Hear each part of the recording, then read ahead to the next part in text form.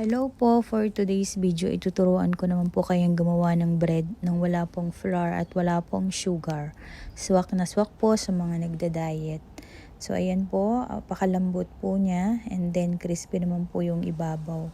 Ito lang po yung ingredients, 6 na itlog, baking powder, peanut butter, yung pong crunchy, may buo pong siyang peanut sa loob.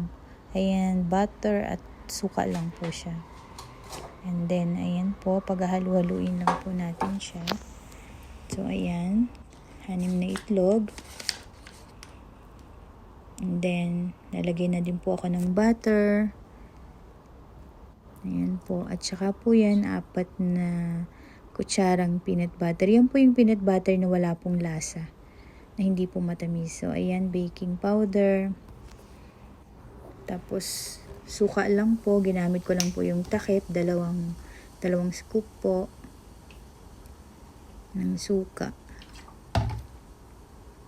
Ayan siya. Ayan. Then, hahaluin na po natin siya. Ayan, halo lang po ng halo. Hanggang sa makuha natin yung lapot. At kapag ganito na po siya, ayan, pwede na po natin siya ilagay sa pan. Ayan po. Ayan, napainit ko na rin po yung oven. So, ready na pong ilagay sa loob.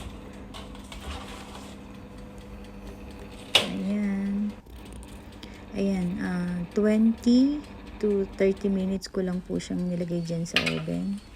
And then, ayan na po siya. Ayan, sobrang bango po. Crispy po nung ibabaw at malambot po siya sa ilalim. Sobrang soft. Ayan po. Bye-bye. Salamat.